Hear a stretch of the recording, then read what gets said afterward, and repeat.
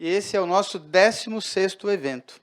Tá, já que é o 16º evento que a gente está fazendo, com o apoio da indústria farmacêutica, dos hospitais, clínicas aqui da região. Sem eles, a gente não estaria tendo essa oportunidade de congregar todo esse time. Essa é a nossa diretoria. Pode ir o seguinte. E hoje é um dia que a gente não pode deixar de falar, né? Há cerca de 30 dias, nós perdemos o nosso primeiro diretor, primeiro secretário, o Dr. Paulo Pucci.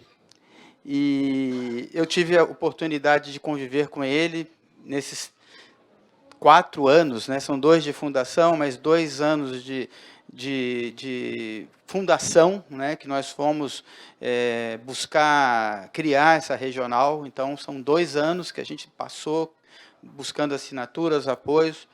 E assim, o Dr. Pucci está ali no meio, do meu lado. Essa é uma das últimas fotos, com certeza, que ele tirou em vida. Ele era conselheiro do Conselho Regional de Medicina, nos deixou com 69 anos, muito jovem. Não é? Era um médico extremamente atuante, diretor da maternidade Amadora Aguiar, em Osasco, dono talvez da maior clínica de medicina, de diagnóstico de Osasco também, e era um dos nossos diretores. Então, eu queria aqui, em nome da diretoria, em nome da SOCESP, prestar essa homenagem a ele, tá? que nos deixou assim tão precocemente. Pode ir. Aqui a foto dele aí, nesse dia aí, que estava lá tão feliz. Quem conheceu o Paulo sabe que ele era uma pessoa daquelas que a gente não esquece. Né? Tinha uma pessoa, você conhecia ele já? Que não, né? Bom, pode ir. Bom, e assim, aqui só para falar o que a gente tem, os malucos aqui, eu e a Valéria temos feito. Essa é a campanha da SBC, a Sociedade Brasileira de Cardiologia Vai à Escola. É uma outra maluca que tem ali, a doutora Carla, minha esposa Sara conhece ela. A Carla Lantieri, é mais maluca do que eu e a Valéria juntos. Ela tem esse projeto há mais de 15 anos, que vai nas escolas, junta aquele monte de gente para treinar, fazer prevenção cardiovascular, né, já que é aquilo que a gente fala que é o mais importante. E esse ano, há 2 anos, a Secretaria de Estado da Educação encampou esse processo, o secretário, lá de cima para baixo, deu uma ordem, cumpra-se. E daí, as escolas que são escolhidas para a campanha, aqui em Osasco, que é a sede, vão ser 10 escolas. Então, aqui, a gente foi para lá, foi a tarde toda lá, eu fiquei um tempo, a Valéria ficou outro tempo, treinando os monitores que vão replicar esse processo de treinamento. Aí tem várias oficinas, oficina de atividade física, oficina de teatro, tudo voltado para a prevenção cardiovascular. Ou seja, estão no Dia Mundial do Coração, que vai ser no dia 25 de setembro, estima-se que nós teremos no estado de São Paulo 65 mil crianças envolvidas nesse processo, neste projeto. Em Osasco serão 10 escolas, a gente vai tentar, todos estão convidados para participar, os alunos aqui das universidades Unicid, Uninove, sejam bem-vindos, estão convidados para participar da campanha. E assim, apesar do que possa parecer, nesse dia aqui, eu ia pôr a foto, acabei não pondo, eu recebi uma das homenagens, assim, a gente fala assim, a vaidade, não é? Mas quem faz isso não sabe o que é olhar na cara de uma criança, como a gente faz, e a gente está ali, e o cara está te olhando e deve estar pensando assim, pô, o que esse cara que deve, a ideia deles, acha que a gente deve ser rico, deve ter muito dinheiro, alguns têm, não é o meu caso, tem uma boa situação, como todos aqui. Mas, bem, só nós sabemos que nós passamos por isso, né, Jaque? Para chegar e a gente chegar onde a gente chegou, e como todos aqui, não é? Mas esse olhar que a gente vê na cara desses adolescentes, dessas crianças, que vê ali a gente plantando uma sementinha de prevenção, de falar de coisa boa, e a mensagem sempre positiva. Nunca uma mensagem, se você é obeso, você vai morrer. Não. Vamos lutar para que você possa ter uma boa saúde, possa ter uma vida melhor. Essa sempre é a idade, sempre construtiva. Pode ir? Aqui a nossa maluquinha, lá em Campos de Jordão, aqui a nossa diretora científica, Valéria. É outra coisa também. A Priscila aqui, nossa nutricionista, que trabalha comigo lá na minha clínica, também sócia da SOCESP, é outra coisa. A gente ir numa escola, né, Priscila? A gente pegar as pessoas lá da Unifesp, o cara saiu lá da Unifesp para vir aqui na periferia de Osasco, para a gente fazer uma campanha, oficina de nutrição, já que medir colesterol.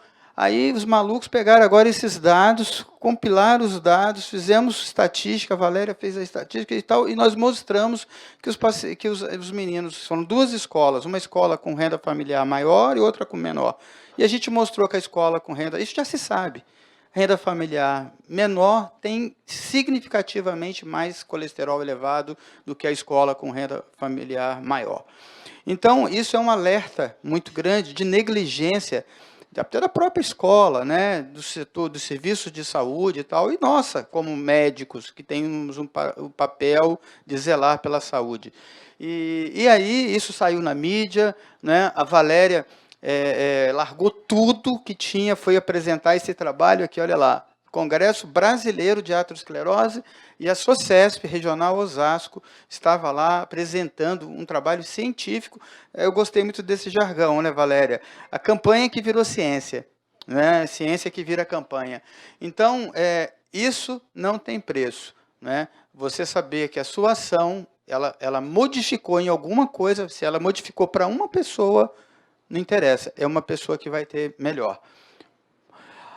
E aqui, já começando a me despedir de vocês, né, eu fui eleito diretor financeiro da Sociedade Mãe, agora no mês de junho, então eu provavelmente não estarei no cargo de diretoria aqui da Regional Osasco, mas vou estar aqui, como sempre, acompanhando e tal, mas, por outro lado, a gente vê também que a semente que a gente está plantando também está abrindo oportunidades para que a nossa comunidade, onde nós moramos, onde nós trabalhamos, também possa ter visibilidade, porque aqui esse é um problema, sabe, já que da nossa região.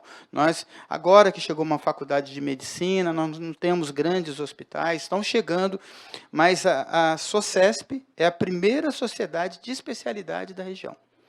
Então, quando a gente fala isso, outras sociedades virão, né? E assim, a gente vê 16 eventos, que eu não sei se tem alguém aqui que participou dos 16 eventos, né? Mas com professores titulares, a Jaqueline que vai falar aqui agora, a Valéria vai fazer a apresentação dela, pode ir para o próximo. A Valéria vai fazer a apresentação dela, nem a Valéria vai falar, senão eu fico falando até amanhã. Boa noite a todos. Bom, acho que não, depois da explanação aqui do Marcos, fica até difícil para mim ainda colocar mais atributos aqui na nossa amiga, que vai agora explanar sobre um tema realmente tão importante em termos de prevenção para a doença cardiovascular, que é o tabagismo, e que às vezes realmente é menosprezado, né? Então, gostaria muito de introduzir aqui a vocês a doutora Jaqueline Schultz, certo? Professora, tá? E que trabalha no Instituto do Coração e é responsável pelo setor de tabagismo. Então, gostaria muito de introduzir aqui nossa amiga aqui, né? Bom, só para dedurá-los, nós somos colegas de residência, né? Nós três éramos 16, né? Agora tudo é muito, né? Agora. Bom, mas é um prazer estar com vocês, é uma oportunidade de falar sobre um tema tão importante. Assim, o Brasil, particularmente, a gente viu em 93, né, a campanha do INCOR foi a pioneira em divulgar o Dia Mundial Sem Tabaco. Eu já era assistente dos lípides e fui incumbida de cuidar do tema tabagismo.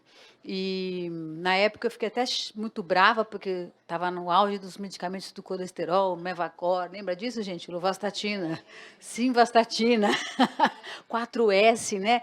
E aí queriam que eu falasse tabagismo, ninguém falava do assunto, ninguém sabia do assunto. E aí eu olhei para trás, não tinha ninguém atrás de mim, meu chefe mandou, né? Chefe é chefe, quem tem juízo obedece. E aí eu fui incumbida de cuidar desse tema e Fui buscar na biblioteca, porque não tinha internet, artigos que falassem do tema, e encontrei o Dia Mundial Sem Tabaco. Aí eu escrevi uma carta, que era escrevendo que eu pertencia, mandei por fax, que era fax na época. Eu mandei uma carta para a diretora do programa, doutor, eu achava que era homem, mas depois descobri, anos depois, conheci ela pessoalmente, que era uma mulher, era a doutora Cholá Traqué, que era responsável pela criação do Dia Mundial, e escrevi uma carta dizendo que eu trabalhava num grande hospital de cardiologia do Brasil, mas que o hospital não tinha tradição em prevenção e que eu estava pedindo ajuda, já que ele é um hospital cardiológico, terciário, de cirurgias, renomado na intervenção, mas sem expertise no assunto tabagismo. Então, ela de prontidão, isso anos depois, né, houve um livro que uma jornalista escreveu, e ela fez contato com a doutora Cholá, e ela me disse, a doutora Cholá não é doutora, é doutora, e ela se lembrava de mim, se lembrava de tudo, por quê? Olha o que aconteceu, como é que são as coisas, né?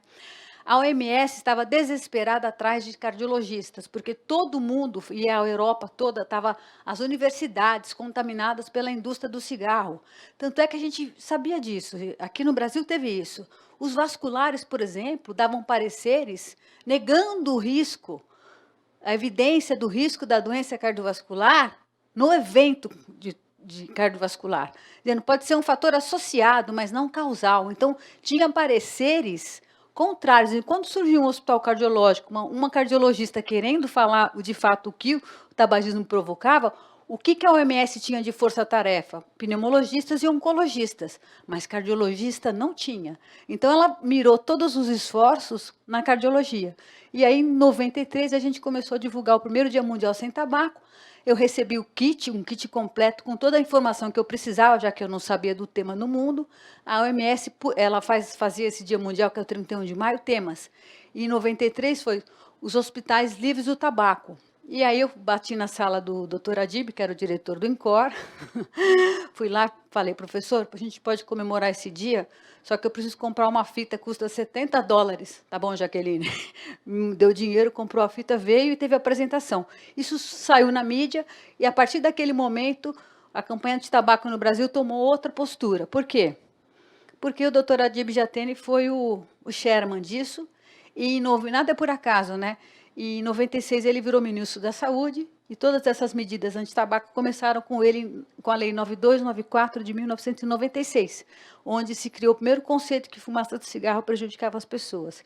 E daí para frente o Brasil evoluiu, o Serra foi um grande ministro também, e ainda como senador fazendo medidas muito positivas. Então, o conceito do tabagismo mudou. O Brasil, hoje, o percentual de fumantes é 9,6%, mas isso em números ainda são muitos fumantes, são 18 milhões, e no estado de São Paulo tem muito fumante, eu diria, pelo tamanho da população, o maior contingente está aqui, de fumantes. Então, o trabalho, a nossa missão é árdua, né?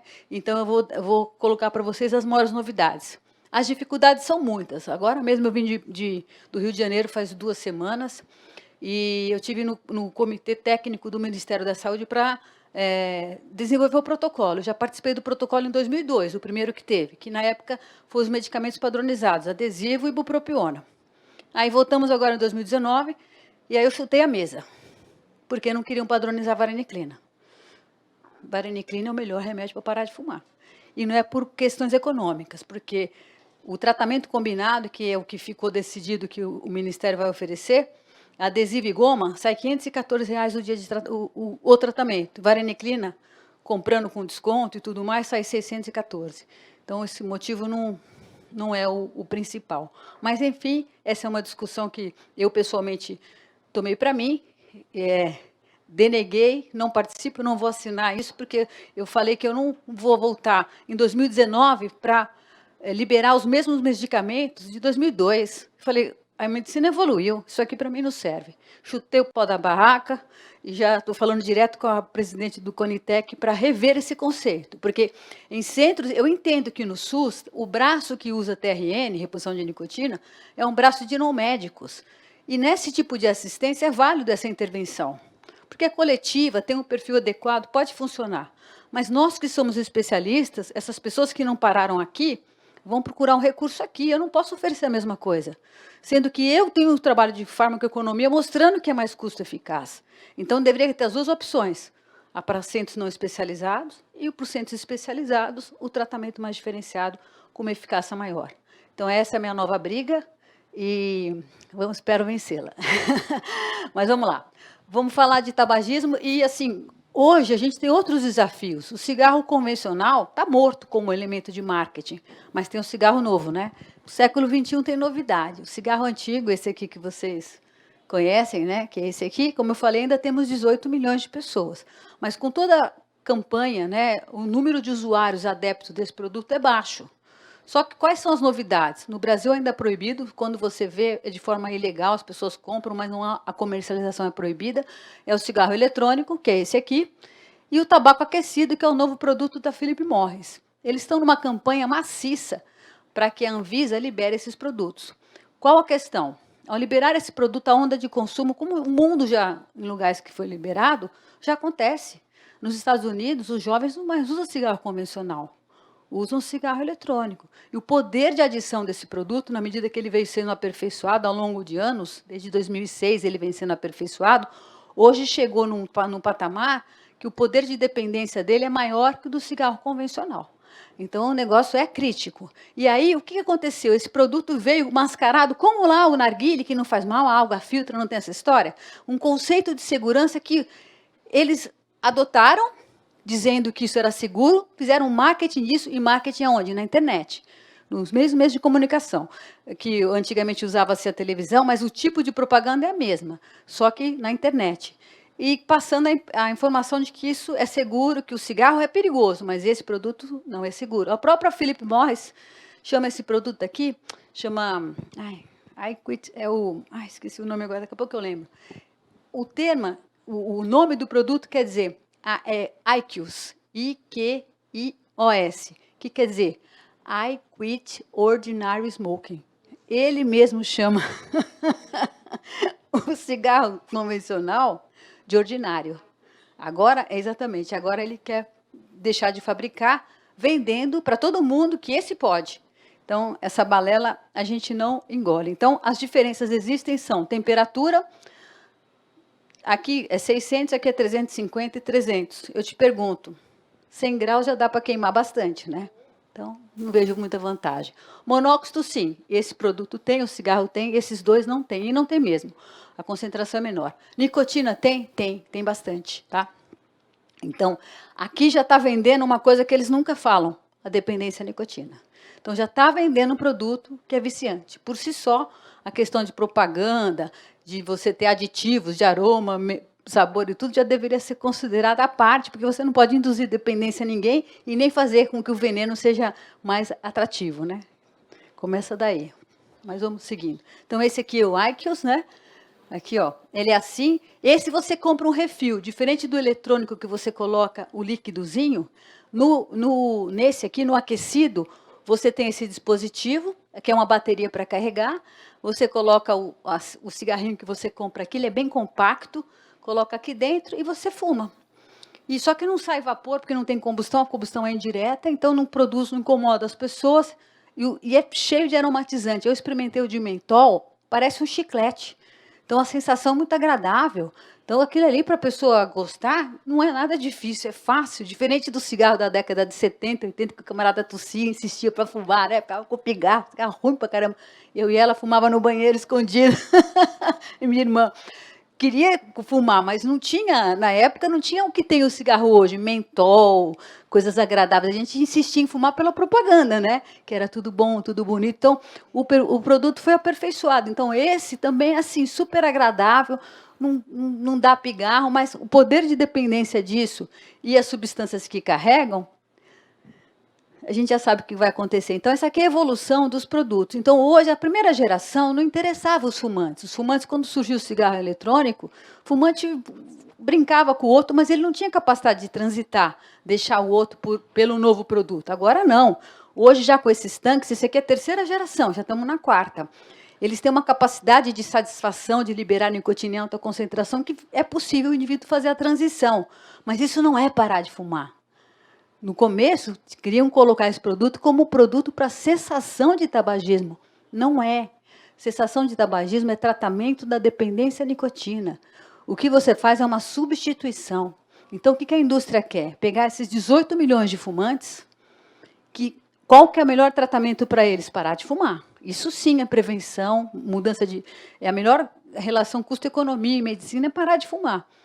Eles querem que essas pessoas deixem de usar o cigarro convencional para consumir esse outro. O que é pior, os novos fumantes que vêm, são os jovens, são uma epidemia de consumo. Porque hoje o consumo de cigarro é baixo, a iniciação é de 10% a 15%, não passa disso. Por quê? O produto é queimado, mas um produto novo, com essa capacidade de gerar dependência, é outro negócio, né? Esse aqui é o Juul, é a marca nos Estados Unidos de cigarro eletrônico mais vendida e consumida, e ele tem um agravante. A nicotina vem aqui, ó.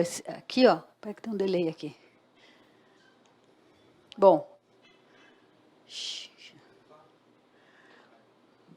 Aqui, essa parte é o refil.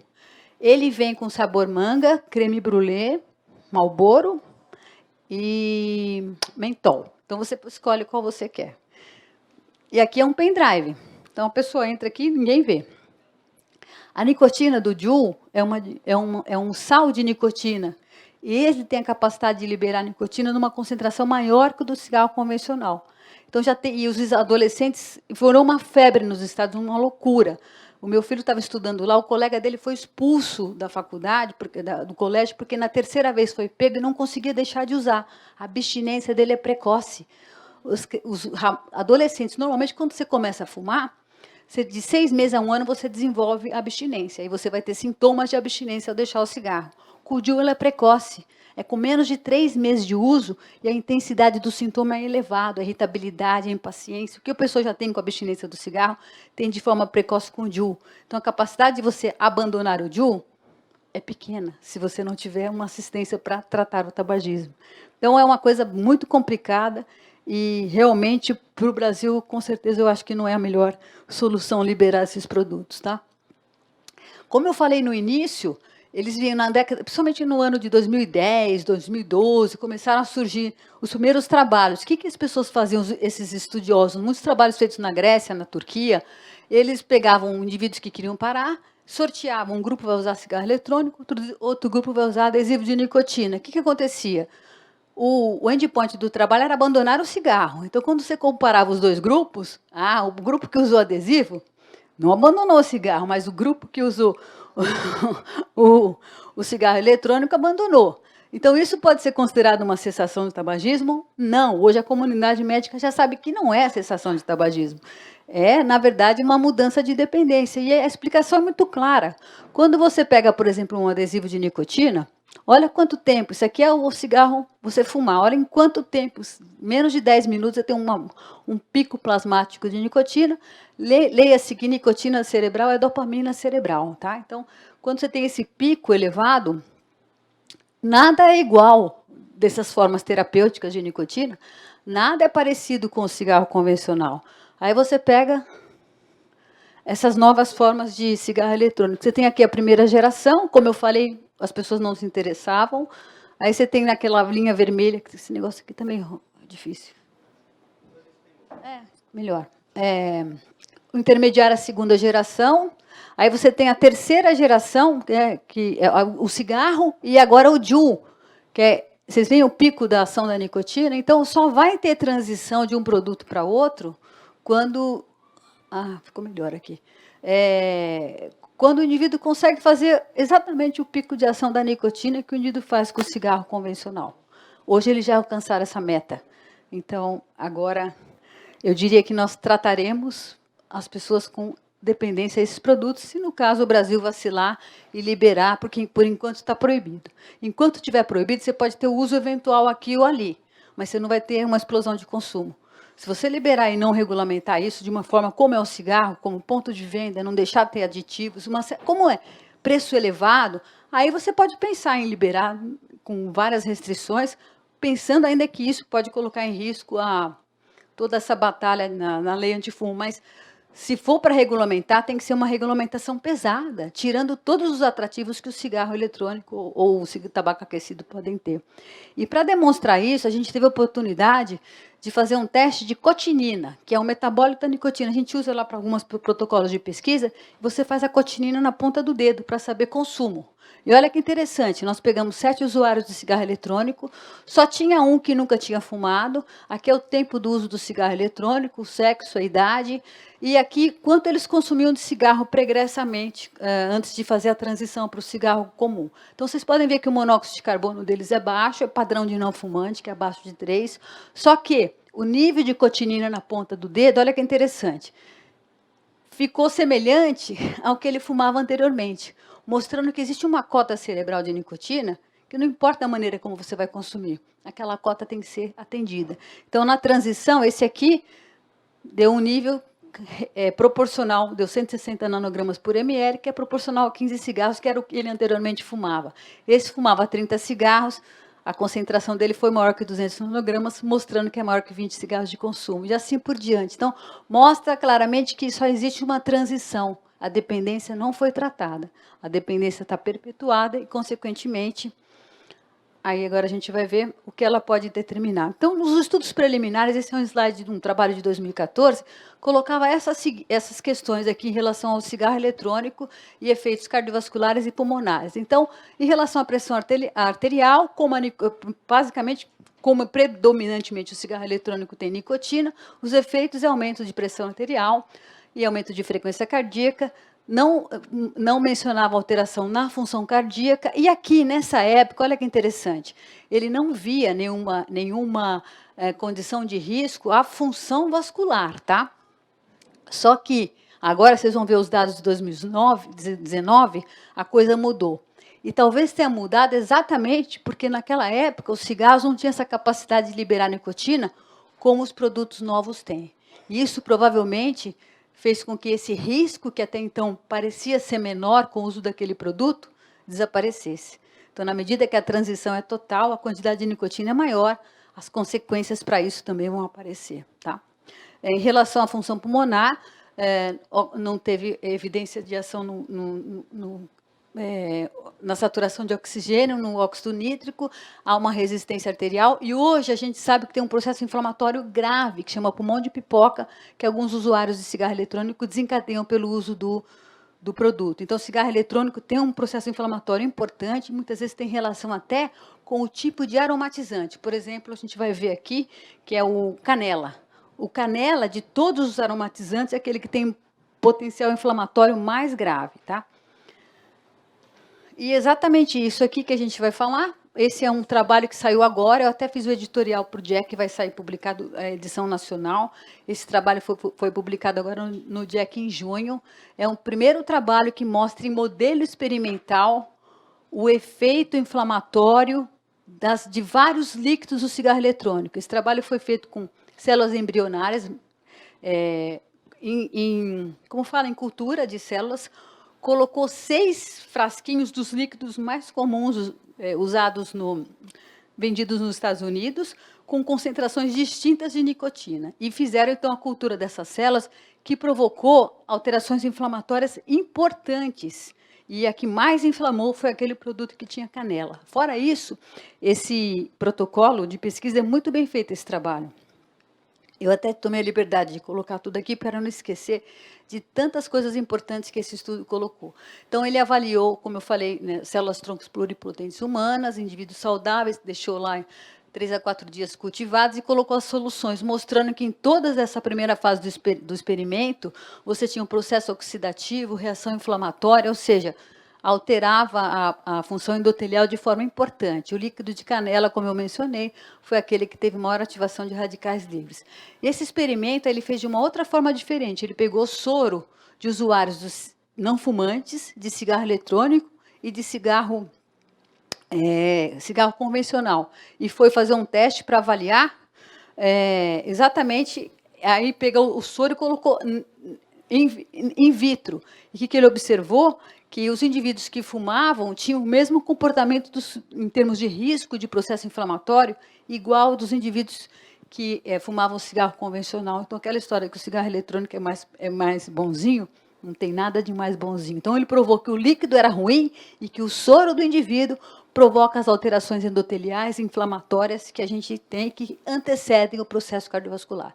Então, essa foi a primeira evidência in vitro tanto da solução quanto do soro do usuário, das questões relacionadas à exposição com esses produtos. Então, provando claramente que o que a gente vai observar é que talvez em relação, como não tem a combustão, talvez a questão de redução de danos desses produtos envolva principalmente, talvez, as doenças pulmonares, principalmente o câncer, né, que tem uma relação direta com o alcatrão, mas doença cardiovascular não nos parece que esteja protegida com esses novos usuários.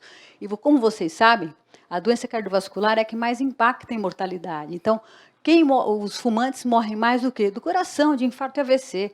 Depois vem câncer, DPOC, mas depois, em primeiro lugar, eu diria para você, nós ainda vamos ter muito trabalho com relação a esses novos produtos, porque o risco cardiovascular está presente e de forma talvez até maior na medida que você tenha capacidade de liberação de nicotina em maior concentração.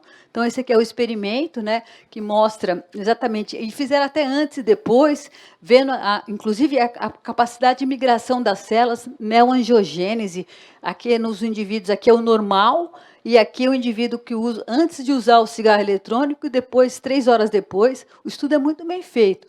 E o pico de concentração de nicotina semelhante nos dois usuários, do cigarro convencional e do cigarro eletrônico, ou seja, é um trabalho mesmo de peso, e desmistificando a história de que o produto é mais seguro. Do ponto de vista cardiovascular, absolutamente essa garantia não é dada. E mais pesquisas ainda, mostrando, esse aqui já é um resumo de outros trabalhos que evidenciam, de novo, o processo inflamatório, a lesão, o dano vascular presente no cigarro eletrônico. E isso se traduzindo até em números. Esse trabalho já avaliando a mortalidade por infarto do miocárdio numa população americana, e o Stanton Glantz, que é sempre muito atuante nisso, ele até ainda fez um trabalho mais bonito, que os usuários de infarto agudo, os indivíduos que fumavam os dois, o uso do cigarro eletrônico com cigarro convencional, cigarro eletrônico e cigarro convencional, que é o duplo usuário que usa os dois, o risco cardiovascular dele é 6 vezes maior para ter infarto do miocárdio, quanto ao cigarro eletrônico é só 3 vezes maior, e o cigarro comum também. Na verdade, é 2,8 do cigarro eletrônico, e do cigarro convencional é 3 vezes maior.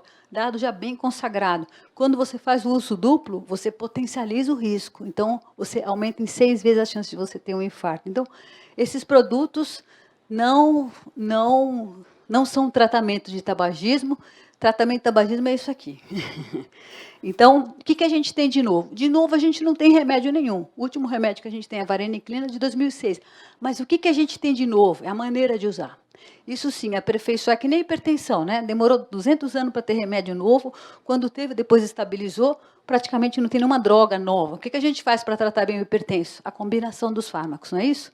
Essa associação, essa alquimia. É isso que a gente faz em tabagismo. Então, esse conceito é muito importante, de você associar os fármacos. Então, a vareniclina é mais potente, sem dúvida, mas ela pode melhorar a eficácia se ela estiver associada a uma bupropiona. Se o paciente tem um quadro depressivo e de ansiedade, que é super comum em fumantes, eu diria que metade dos meus pacientes que entram no consultório sem diagnóstico psiquiátrico, metade sai com diagnóstico psiquiátrico e tomando remédio, senão não para de fumar. Senão não para de fumar, não adianta, porque a nicotina é uma droga poderosa. A nicotina age pelo menos em 5 ou 6 circuitos cerebrais. Ela inibe a monoaminoxidase, que metaboliza um monte de neurotransmissor. Dopamina, serotonina, glutamina, acetilcolina. Então, é muita inocência você imaginar que com remédio para tabagismo, que atua principalmente em dopamina e noradrenalina, você vai conseguir fazer uma pessoa que tem tantos efeitos maravilhosos de fumar, se acalma, eu fico bem, eu fico concentrada. Doutora, eu não quero parar de fumar, mas eu preciso. Essa história. Então, é isso que a gente tem que fazer. A gente vai dizer para ele que ele precisa, consegue e vai ser feliz, que é o que a gente tem que oferecer para o paciente. Felicidade, né? Porque o cigarro preenche a vida dele. Ninguém fuma porque quer fumar, fuma porque precisa fumar, porque, de alguma maneira, o cigarro está fazendo ele viver. O cara tem um infarto, uma semana depois sai de alta, já está com o cigarro na mão, fumando escondido, porque se a família souber, mata o cara, e aquela culpa, aquele terrível. Então, é isso que a gente tem que tratar, não é isso? Aí eu faço monoximetria. O cara chega lá uma semana depois do infarto, assopra 5, 6. O senhor está fumando? Não, doutora. Eu falei, você está fumando, cara, que a gente está aqui para te ajudar e tal. Mas se não fizer a monoximetria, ele vai morrer dizendo que não está fumando para o médico. Em casa vai fumar, depois vai quebrar o pau lá, vai dizer que quem manda aqui sou eu e vai fumar. Mas no médico ele vai negar isso. Né? Ele vai chegar e falar que está fumando, teve um infarto, não vai falar para vocês que está fumando. Então, é uma negligência, né? Por ele saber que poderia ser melhor tratado. Então, infarto agudo, há uma oportunidade de cessação, só que o paciente tem que ser acompanhado. Essa é a dica. Metade dos pacientes pós-infarto agudo recaem. O hospital é um bom tratamento para tabagismo. 50% para na internação, mas os outros 50% voltam. E é em prevenção secundária. Jamais ele deveria voltar a fumar. Por quê? Porque isso está diretamente associado com o prognóstico e tempo de vida dele. Então, é fundamental que ele, de fato, pare de fumar. E assistência é o quê? Muitas vezes é um antidepressivo, que vai sustentar a parada dele. Eles têm quadro de ansiedade, distúrbio de ansiedade associado, todo mundo sabe disso. O cara que infarta, está de bem com a vida? Difícil, né? Pode acontecer, né? Mas, geralmente, ele passou por uma carga de estresse, é o fator desencadeador, e o cigarro está presente como tempero disso, provavelmente aumentou até o consumo. Então, a parada de fumar tem que ser definitiva e assistida. Então, isso requer medicamento. O remédio para parar de fumar, 3 meses. Que remédio, que doença crônica que a gente trata em 3 meses? Colesterol o resto da vida, hipertensão o resto da vida. Não tem. Então, essa história, o remédio é caro nada, o remédio é barato. Quanto custa um maço de cigarro? R$10, R$9.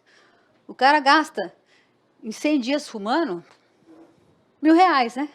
Não é isso? R$1.000 ele compra uma caixa de Champix, se for o melhor remédio para ele, e provavelmente deve ser, e parar de fumar com assistido. Agora, essa assistência tem que ser, muitas vezes, além do remédio do tabagismo, como eu falei.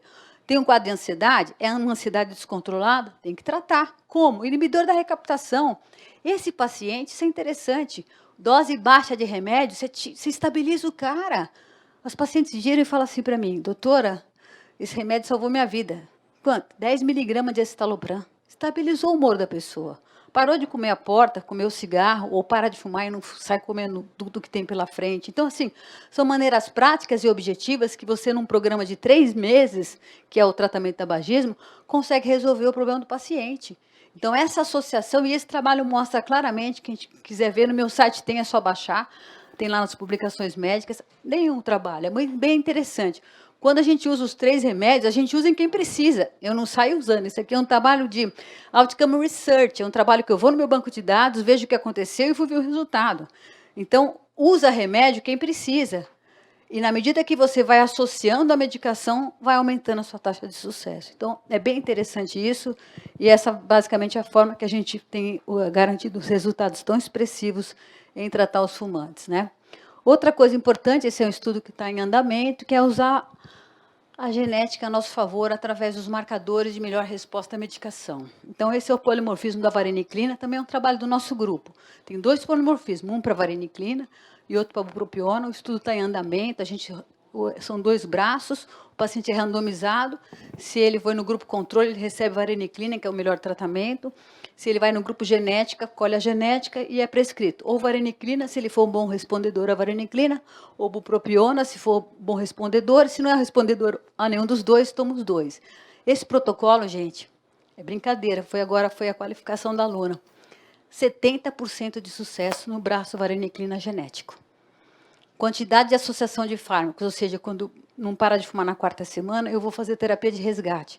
Menos de 20% em quem usa vareniclina no braço genético, mostrando claramente que a genética vai ajudar a identificar pacientes que vão ser tratados melhor com monoterapia. E quando você não tem a genética, você tem uma chance melhor de ter que associar a medicação, mas o importante é que você faz a terapia de resgate, ele também parar de fumar, como o meu trabalho anterior mostrava. Quando eu uso vareniclina e bupropiona, eu amplifico a taxa. Com a genética, você já vai antever quem talvez não precise da associação e você já use só a monoterapia. Enfim, o trabalho vai terminar em 2020 e a gente espera que isso possa ser, de fato, comprovar que é uma tecnologia que, uma vez incorporada, vai melhorar o tratamento e melhorar o resultado do tratamento. E fora isso, essa é uma coisa simples, uma técnica que eu e que eu que elaborei depois de anos e anos e anos tratando fumantes. Vocês sabem que nas bulas do Champix e na bula do Ziban, está lá escrito claramente que o paciente toma um medicamento, chega no 10º dia, no 14º dia, o que está escrito na bula? Para de fumar, não é isso? É a orientação? Está escrito na bula. E os protocolos que eu fiz vários de vareniclina, ainda na fase 3, na fase 4, é assim. O paciente era indicado que no 14º dia, ele, olha, o senhor fuma à noite, amanhã de manhã o senhor já não fuma mais. Para um fumante dependente, isso aqui é o desespero, né? O que provavelmente ele vai fazer? E o que eles fazem? Eles tomam o remédio, chega no 14º dia, não parou de fumar, ele vai voltar, se ele não parou de fumar? Nunca mais, né? Ou ele pode te ligar e falar, doutor, esse remédio aqui é um engodo. Ele disse que eu ia parar de fumar no 14º dia, mas eu não parei. Então, é uma mentira esse remédio. Eu falei, mas não é assim, porque não é assim que funciona. Então, a gente quer... Tabagismo é uma dependência química. O remédio trata a dependência química. Mas é uma dependência comportamental. É em outro local. A dependência química está no centro mesolímbico. A dependência comportamental tem outro endereço e outra maneira, e tem uma memória associativa. E aí, depois de muitos anos tratando fumante, eu tive essa sacada. Então, como é que é o tratamento? Eu vou apresentar esse trabalho até em Oslo. Nos nossos protocolos, inclusive esse da genética, e na minha prática ambulatorial, no meu consultório, e nos programas do INCOR, no 14º dia, no 8º dia do tratamento, independente do esquema terapêutico que o paciente esteja, bupropiona, ou vareniclina, ou os dois, ou só vareniclina, ele é orientado que no 8º dia ele tem que fumar de castigo. Mas o que é isso, fumar de castigo? Não está proibido de fumar, mas no 8º dia, a primeira semana, ele fuma onde ele quiser, como ele quiser, na rotina dele. 8º dia, muito bem, você fuma na sala, fuma no quarto, muito bem. 8º dia, você vai parar de serviço, ficar de cara para a parede, olhando a parede e fumando. Só pode fumar assim. Não pode fumar dirigindo, não pode fumar sentado, não pode tomar café, não pode olhar o celular. Você pode fumar toda vez que quiser, mas é de castigo. Isso é uma desconstrução do modelo comportamental. Você sabe qual que é a taxa de sucesso disso? Eu estou apresentando um trabalho em Oslo do meu consultório privado. Peguei meus dados de 2013, 14 e 15, comparei com os dados que eu comecei a adotar essa técnica em 2016, 16, 17 e 18. Cada um dos grupos tem 300 e tantos pacientes em cada grupo. Taxa de sucesso no grupo de 2016 em diante, 68,3. Quem no mundo tem essa taxa? Ninguém. Não tem. Então, é isso. Essa técnica faz com que o paciente tenha uma aderência ao tratamento. Geralmente, eles param de fumar no primeiro mês de tratamento. Se não parou, eu entro com a associação de bupropiona. Então, essa é a técnica. Esquece o negócio de marcar data. Marcar data é para quem está usando adesivo. Né? Que o cara tem que escolher o dia do adesivo, vai usar, tem que parar de fumar, senão dá overdose. Marcar data para um fumante, pelo amor de Deus, só vai deflagrar o desejo dele de fumar. Então, essa técnica é simples e ela desconstrói, coisa simples, né? Mas funciona. Desconstrói o modelo de adição que ele tem. Então, ele fala assim, eu vou poder sair com meus amigos? Pode. Primeira semana, você pode beber e fumar com eles. 8º dia, você senta com os caras, bebe aqui, levanta e vai fumar de castigo lá. O que acontece? O receptor está bloqueado. O indivíduo sai da circunstância, ele nessa situação, fumando com atenção, prestando atenção no cigarro que ele está fumando, ele percebe que ele perdeu o prazer de fumar. E mal ele consegue fumar o cigarro inteiro, porque dá uma overdose. Então, ele faz uma coisa que ele nunca fez, apagar o cigarro e jogar o cigarro depois de dar 2, 3 tragadas. Isso vai desconstruir o modelo. Ele está ocupado no carro dirigindo. Não pode fumar. Você tem que parar teu carro, descer do carro e fumar. Sabe quantas vezes ele vai parar do carro? No máximo uma vez. Depois ele vai ficar surpreso que ele consegue dirigir, porque o cigarro hoje, por causa da lei de antifumo, é o local que as pessoas mais fumam. É o fumódromo do fumante. Então, acabou isso. O remédio dá o conforto para que ele consiga fazer isso, porque tira a fissura. O que sobra? Hábito.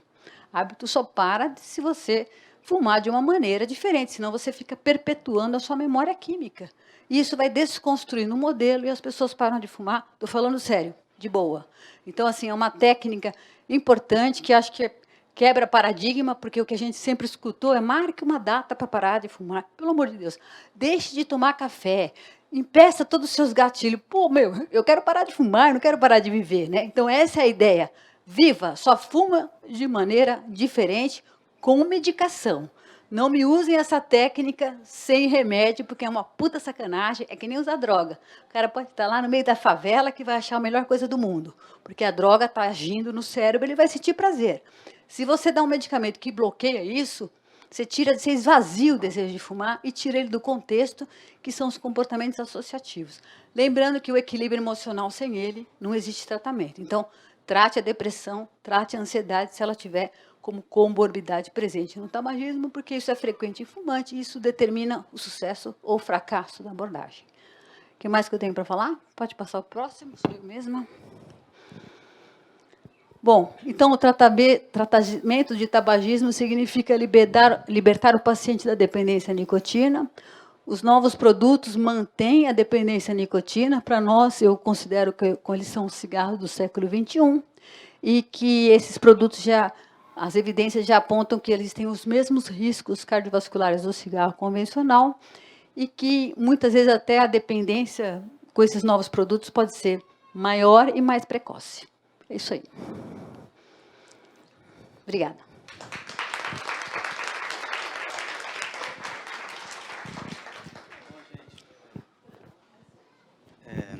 Ultrapassei meu horário? Não ultrapassou. Eu acho que essa conferência aqui é o que a gente fala da conferência de campo de guerra, né? Você está ouvindo uma pessoa que tem muita experiência. Nós realmente somos, eu, a Valéria, já que nós somos contemporâneos de longo tempo de estudo, né? Nós fizemos toda a nossa formação no Instituto do Coração, no Hospital das Clínicas, um tempo realmente bem gostoso, difícil, mas, porém, muito gostoso. E é isso que a Jaque falou, ela realmente é pioneira, e, assim, quem conhece ela sabe que ela lida com isso com muita seriedade. Esse termo que ela falou aí do castigo é a cara dela. Tá? É a cara dela e tal. Então, assim, aqui temos um time aqui de multiprofissionais, psicólogos. Eu queria que as perguntas, vamos aproveitar a presença dela aqui, para que a gente possa, eu mesmo, sabe, eu sou extremamente tradicional no meu jeito de tratar o tabaco, né? E tal, até porque também não tenho na minha clínica tantos pacientes assim. Mas vamos lá, pessoal. Quem quer fazer a primeira pergunta? Vamos tirar a timidez. Parabéns, doutora. Maravilhosa. Tirou praticamente todas as minhas dúvidas. E as dúvidas que eu tenho, na realidade, são mais em termos práticos, né? Porque fazia muito tempo que eu não assistia nada em relação ao tabagismo. E a época que eu assistia ainda era um medicamento associado a goma ou associado a alguma outra coisa para tentar fazer isso. E a pergunta que eu teria é o seguinte: as doses dessa associação são doses fixas ou elas têm que ser calculadas ou individualizadas? Seria mais ou menos isso. Bom, primeira opção, vareniclina sempre. Bupropiona, o estudo a gente não terminou ainda, mas claramente, mesmo tendo um marcador favorável, a chance de você parar com um marcador favorável com o bupropiona é muito baixo, é 35%. Então, assim, ela é a segunda droga. Embora nenhum trial diga, eu estou falando como experiência que tenho, vida que tenho e estudo que vai comprovar isso. Ela não é como primeira linha, como todo diz, ela é segunda linha. Quem é primeira linha é vareniclina. Então, se começa com vareniclina na dose usual, 0,5, naquele, faz aquela titulação, 1 miligrama 2 vezes ao dia. Deu quarta semana, o cara não parou, está fumando com a técnica, põe ele para fumar de castigo, você vai ver como é bom. E aí, não parou, ele fala, doutora, eu estou 3 ou 4 cigarros ainda, bupropiona, 150 miligramas. Raramente eu tenho que usar 300 miligramas para potenciar Champix. Porque olha o mecanismo de ação. A vareniclina é um agonista parcial. Ela senta no receptor e bloqueia o receptor. Esse efeito antagonista é 500 vezes maior que a própria nicotina. Então, está tudo bloqueado. Por isso que se o camarada é doidinho, ansioso, depressivo, você dá uma vareniclina, ele surta. Por quê? Porque a via nicotínica está impedida e a vareniclina, a capacidade de ação agonista é 70% igual. Não é 100% igual, falta 30%. E para quem tem um distúrbio de ansiedade, essa falta de 30% é perceptível. Para quem tem um quadro de depressão, essa falta de 30% de dopamina é perceptível. Então, daí a importância de você, muitas vezes, associar um estalopram ou iniciar pregressamente sertralina, estalopram, que são ansiolíticos antidepressivos do nosso uso corrente, perfil de segurança bom, não tem dependência, não cria dependência. esses medicamentos são sintomáticos. Você usa, né? Muitos pacientes vão precisar usar ad eterno, qual problema nenhum. Né? Melhor que voltar a fumar, não voltar a fumar. Então, é seguro. Então, considerando que o paciente só vai parar de fumar, é que ele está equilibradinho, tá? Vareniclina, não parou, 4 semanas, bupropiona. E no 8º dia de uma medicação, castigo. Não quebra essa... Quer fumar? Pode, mas é de castigo. Quer fumar? Pode, mas é de castigo. Na medida que vai prosseguindo para o tratamento, pensou em cigarro, faça outra coisa, e se tiver que fumar, de castigo. Ele desaprende esse modelo. E ele não está com aquela ansiedade de não posso fumar, estou proibido, e querer abandonar o tratamento, porque se ele não conseguir cumprir a meta, ele tem um compromisso com ele mesmo e com você. Ele vai aparecer no teu consultório? Não vai. Então, ele acha que isso é uma frustração, uma perca e acabou.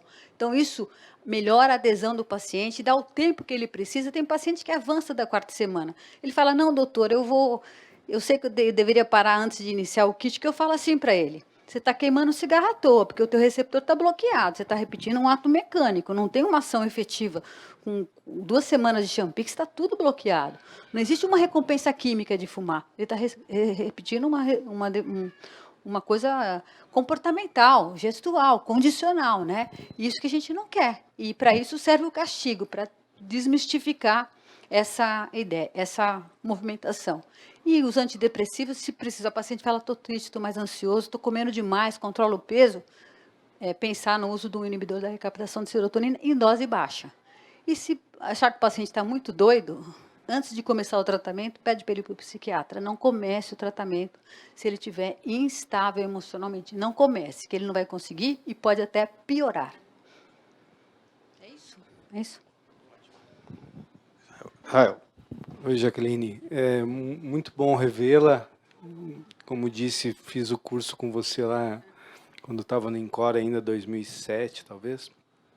E na minha prática clínica, usava um benzodiazepínico leve, que é o Ocadil, que é uma pena que saiu do mercado. Porque hoje, quando você fala, vou te dar um Rivotril, deixar aqui na manga, todo mundo assusta, fala, Rivotril não, doutor, pelo amor de Deus. Mas, enfim, é isso mesmo, a prática clínica mostra isso, que um medicamento para ansiedade ou um escitalopram, fantástico.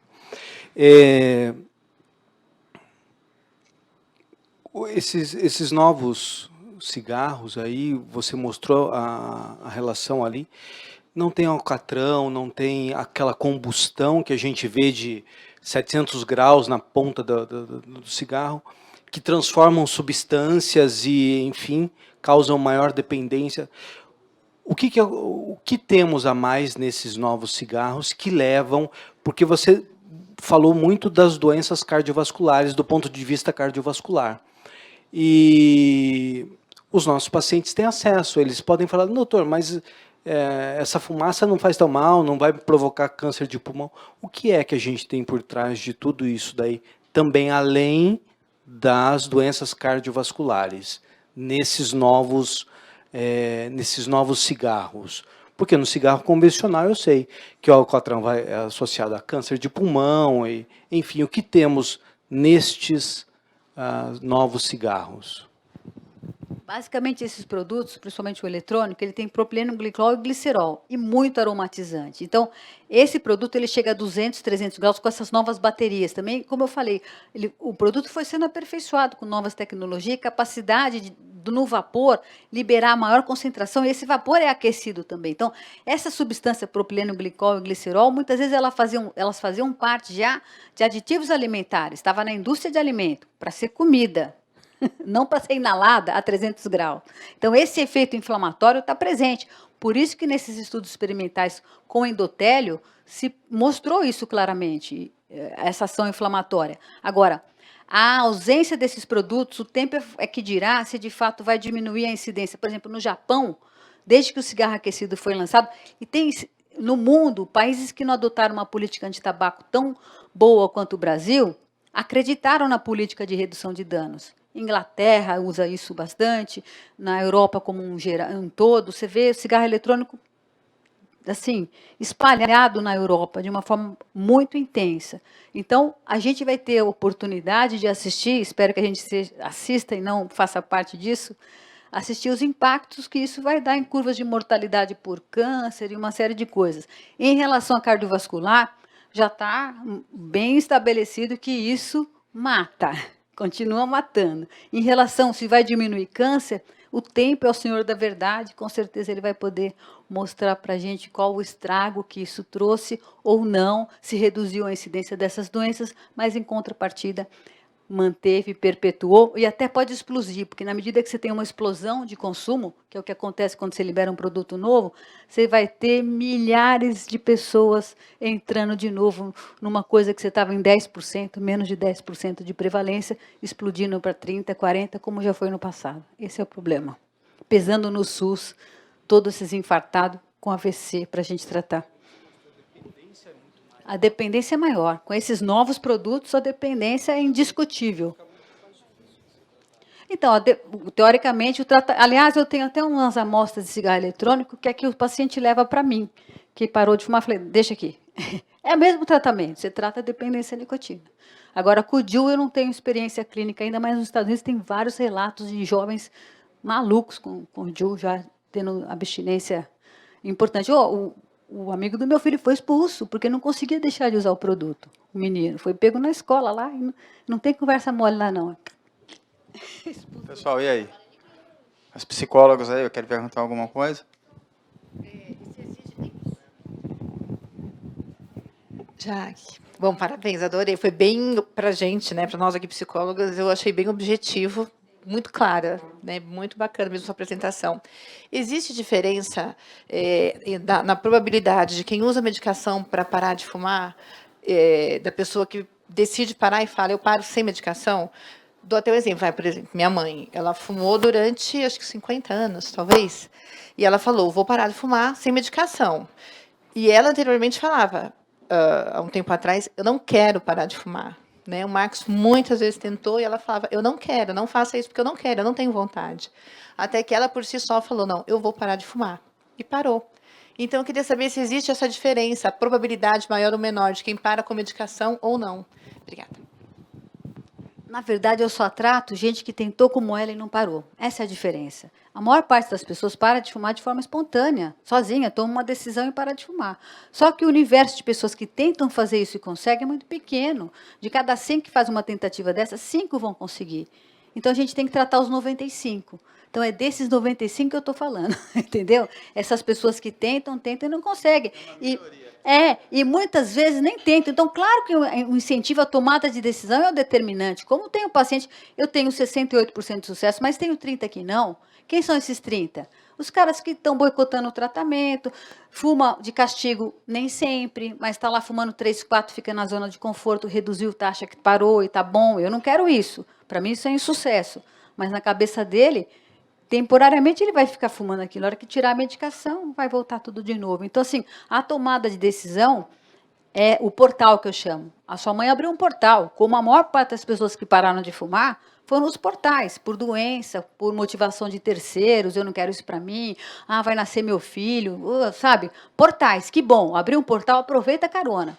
Porque o cérebro, a gente pisa em brasa, o pé está queimado, só que você não sente a dor. Como explicar isso? Nós temos essa capacidade mental que supera muitas vezes coisas e acontecem coisas inexplicáveis. Então, ótimo quando acontece, só que a gente não sabe ligar esse botão, entendeu? Então, 5% que conseguiu, ótimo. Sempre incentive, oriente seus pacientes, parem de fumar. Não deu? Tem tratamento. Acho que essa é a grande questão. Então, assim, eu já vou falar. Meu pai, que fumava desde os 14 anos, 3 maços, até 4 maços, eu já vi ele fumar, ele fez uma promessa. O irmão dele, que era cardiologista, morreu, ele fez uma promessa e ele teve que cumprir a promessa. A minha sogra fez um cateterismo.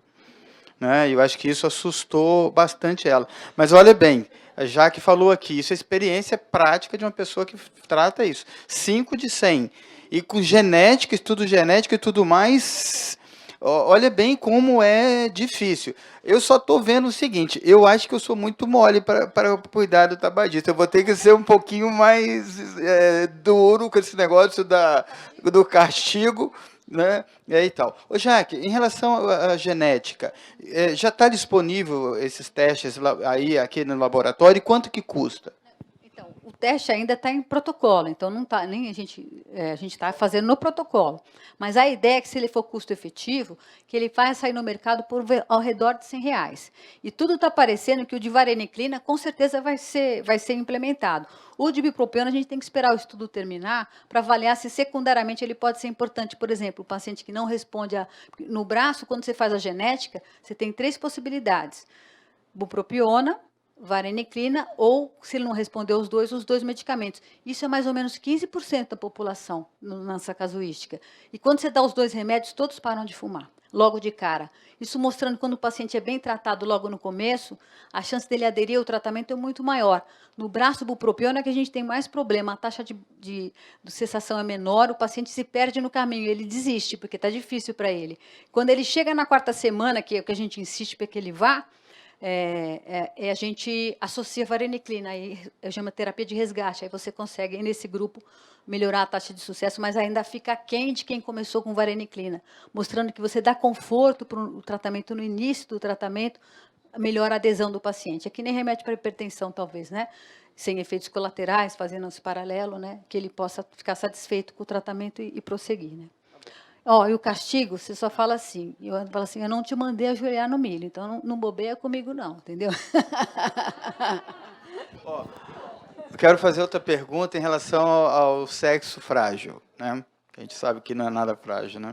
É o seguinte, a gente tem a ideia, né, principalmente na população leiga, que a mulher, até por uma proteção que ela tem hormonal durante um tempo, a mulher fica com a ideia de que a doença cardiovascular não é uma coisa. E a gente sabe hoje, cientificamente, que até AVC é mais grave em mulher do que em homem, né? Como é que é cuidar da mulher em relação ao programa antitabagismo em relação ao homem? Quais são as dificuldades? Ou é igual? Você sabe que no começo, lá atrás, eu comecei com adesivo de nicotina, hoje eu já nem uso, porque, né, não tem cabimento. Estou falando de 95, 96. Naquela época, o adesivo, eu tinha mais sucesso em homens que mulheres. Ou seja, por quê? Porque era um tratamento, vamos dizer assim, fraco, entre aspas, e a mulher tem um apelo emocional muito grande, uma relação de vínculo afetivo. O cigarro ajuda a mulher a enfrentar o cotidiano dela. Então, a dificuldade dela abdicar daquilo é muito maior. Mas, com os novos medicamentos que veio a bupropiona, esse problema já desapareceu. Eu, tratando a mulher como bupropiona, eu já consegui igualar um homem que eu tratava com reposição de nicotina. E hoje, com a vareniclina, isso não existe mais. O importante é, como eu falei, ter a potência do tratamento. Homens e mulheres manifestam abstinência, só que a mulher tem uma questão relacionada à ansiedade maior, onde o sintoma de abstinência agrava a ansiedade dela. Então, por isso que remédio fraco para a mulher parar de fumar, como adesivo, é difícil. Então, eu acho que a terapia tem que ser confortável, tratando efetivamente bem a abstinência. E as mulheres procuram mais tratamento.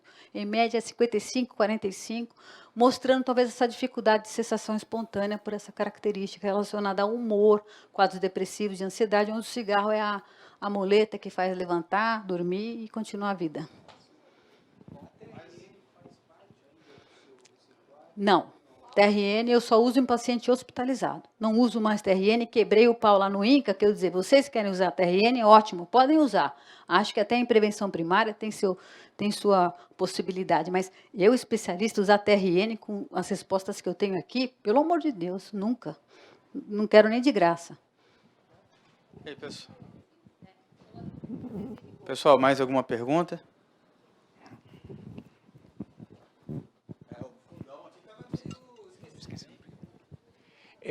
Eu queria saber como é que você trata essa questão pessoalmente, né, na sua experiência. A identificação dessas fases do paciente, pré-contemplativo, contemplativo, ação, porque a tendência da gente, quando vê um paciente fumando, é partir direto para a fase de ação, ou então tentar aproximar o paciente a essa fase.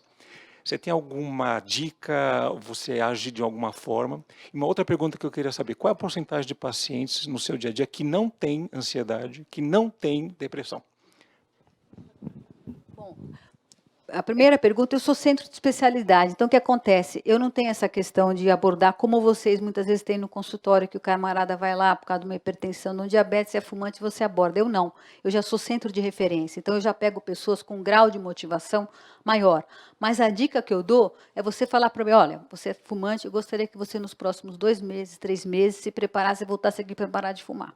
porque o tratamento é eficaz, você tem uma alta taxa de sucesso e vai ficar fumando para quê? Para adoecer e tudo mais. Tentar jogar o camarada, mas com um prazo, não com um prazo mais ou menos no horizonte, que não fique de imediato para você não invadi-lo, mas que deixe na cabeça dele uma programação. Isso de quem está fazendo clínica médica e aborda o paciente. No meu caso, como eu falei, eu sou centro de referência, então isso faz com que pessoas motivadas já nos procurem. Eu não pego no pré-contemplativo, eu pego pessoas de contemplativo para ativo, então isso muda bem. Então, eu diria que a dica para quem está abordando é colocar: tabagismo é uma dependência, uma doença, não espera a conta chegar para você depois pagar. Porque o cara que tem um infarto, eu falo para os pacientes: vocês querem ter um infarto, tomar 5 remédios? Cara, você para agora, você não toma nada, é AS, é remédio para o colesterol, não é? Clopidogrel, e aí vai, pô, o cara, né, para que esperar isso? Então, colocar e falar, tem tratamento, é adequado, eu vou te ajudar. Tem que ser bem assertivo, porque o cara quer ser amparado, ninguém quer sofrer para parar de fumar. Essa é a questão. Parar de fumar, da maneira popularmente conhecida, é sofrimento, é dor, é complicado. Então, a ansiedade e depressão faz parte da nossa sociedade. Então, quando tratar, quando ela extrapola, quando o camarada, você percebe que a relação de vínculo, por exemplo, um cara tem doença e não para de fumar, tem que pensar que ele tem uma depressão. Com certeza, o cara tem DPOC, doença cardíaca, e está fumando, e acha que o cigarro é, doutor, isso aqui é a melhor coisa da minha vida. E ele fala isso, ele tem essa sensação clara. Então, você não pode tratá-lo sem imaginar tratar uma depressão pregressamente. Estabilizou, aí você vai para o tabagismo. Mas levanta a bola dele, tira ele da depressão. Então, sempre pensar nessas comorbidades associadas quando você não entende por que um camarada, tendo uma doença relacionada ao tabaco, ainda está fumando. Existe uma dependência onde o tratamento que ele faz é fumar. Então, se você vai tirar a bengala dele, tem que pôr outra no lugar. Essa é, acho que é a dica que eu tenho que dar para vocês. É isso?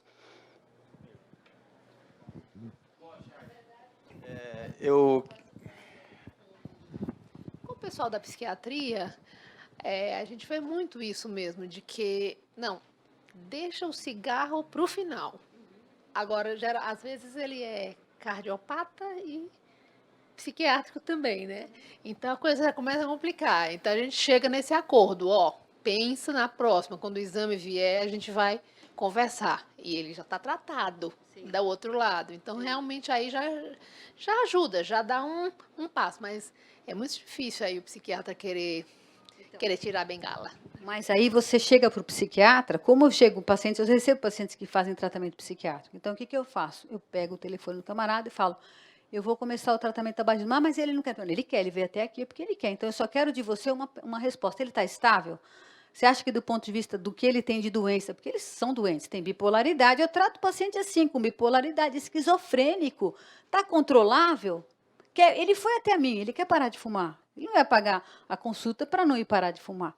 Né? Então, então, tem que tirar o cara do conforto. Como eu fiz agora, tem umas 3 semanas, a psiquiatra dizendo que a paciente não queria parar de fumar. Ela quer, ela veio até aqui, ela quer. Eu só preciso de você uma coisa.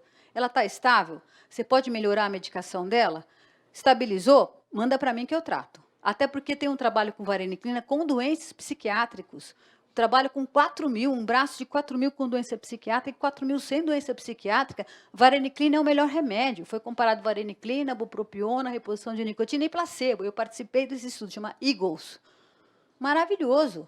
Então, assim, o paciente com doença psiquiátrica tem que estar estável. Estabilizou? Trata. E ele veio, quer parar? Aproveita, porque não vai ter outra chance. Bom, vamos então agora para os finalmente, já que eu queria realmente te agradecer muito. Nós já tivemos 57 acessos via web, tá? E vocês, a aula da professora Jaqueline vai ficar no site da Regional Osasco da SOCESP e que qualquer pessoa pode ter acesso. Eu acho que essa apresentação é uma apresentação extremamente importante, de utilidade pública mesmo, e impactante, eu acho que em resultados de saúde cardiovascular. E assim, eu queria pedir a Valéria para te entregar uma pequena lembrança nossa aqui da nossa regional. Só que a sacola pega assim, tá? E para te agradecer, saí de São Paulo, vir aqui quase 2 horas para chegar em Alphaville e pega o de lado que parece que teve um probleminha, tá? E isso daí. Obrigado. Obrigada. Eu Vamos que tirar uma. agradeço. Quem é o nosso fotógrafo hoje? Aqui, No meio, né? vamos lá aqui. Fica. Tirar o óculos aqui, peraí. Vamos tirar Tirar as o óculos, duas. peraí. Isso. Marcos não pode. Só o óculos para não aparecer aqui. Ah, tá bom. Não, é presente. E como já é também... Júlia, está pronto aí? Nós vamos sortear, assim, e vocês podem ver uma coisa que, assim, que a gente tinha colocado como prioridade trazer a Jaqueline aqui. E nem sempre, vocês podem não saber, mas é difícil, às vezes, o convidado vir, por causa dos compromissos, né? Eles têm muitas viagens, a Jaque é palestrante top 5, não só desse assunto. E ela escreve, quantos livros você já escreveu, Jaque? Esse aqui, para parar de fumar, esse aqui. Tem um Mas tem um fumar é bom, parar é melhor. esse aqui. Exatamente. Deixar de ficou mais fácil, Exatamente. Esse tá? E tal. Então a gente vai fazer um sorteio. A Júlia, que é a nossa secretária, vai sortear. Vamos sortear 3 livros. Vamos lá.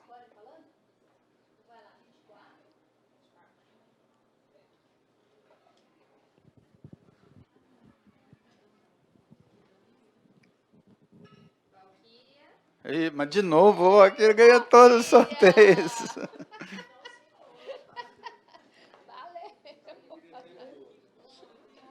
Parabéns, Valquíria. Isso mesmo, acho que a Valquíria. Vou pedir. Isso, a Valéria vai entregar. Já ganhou, sim. Vamos ao próximo. Opa! Psicóloga aqui da nossa regional, doutora Ana Cristina. Aqui, Valéria, entrega para ela. Vocês podem autografar, tá, pessoal? Eu pegaria o autógrafo. Exatamente.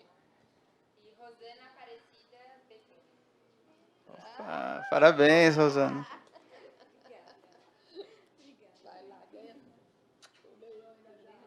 Depois o autógrafo. Tá bom, eu pegaria o autógrafo, né? Bom, então tá bom. Vamos então começar o nosso jantar. Eu queria agradecer a presença de todos, tá? Eu acho que o nosso próximo evento vai ser só em outubro, provavelmente. E nós vamos ter ainda um evento de psicologia, já que tem vários psicólogos aqui, que vai ser Gotas, né? Quer falar alguma coisa, Sara, do evento? Tá? Vai ser um evento assim de psicologia voltada meio que para a saúde cardiovascular, realizado entre a nossa regional e o departamento de psicologia da SOCESP. E vamos ter mais algumas aulas ainda até o final do ano.